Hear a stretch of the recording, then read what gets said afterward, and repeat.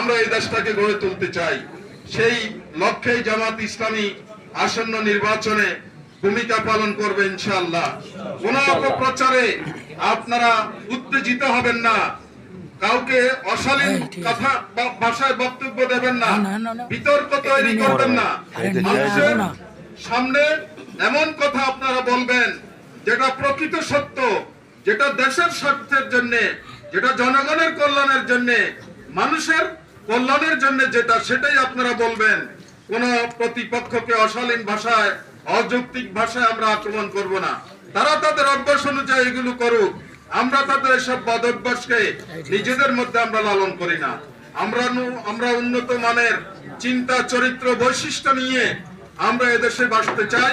মানুষকে সেভাবে আমরা মোটিভেশন করতে চাই। এভাবে যদি আমরা সিরিয়াসলি ভূমিকা পালন করি, আশা করা যায় যে এই দেশের মানুষ যেই আশা করছে সেই আশা পূরণে আমরা সক্ষম হব। আল্লাহ তাআলা আমাদেরকে সেই শক্তি দান করুন, সাহস দান করুন, এই কামনা করে আমার কথা এখানে শেষ করছি। আসসালামু আলাইকুম ওয়া রাহমাতুল্লাহ। আমাদের একটু এই লাইনটা আমাদের মিডিয়ার ভাইদেরকে একটু সময় দিয়ে আমরা ছেড়ে দিই।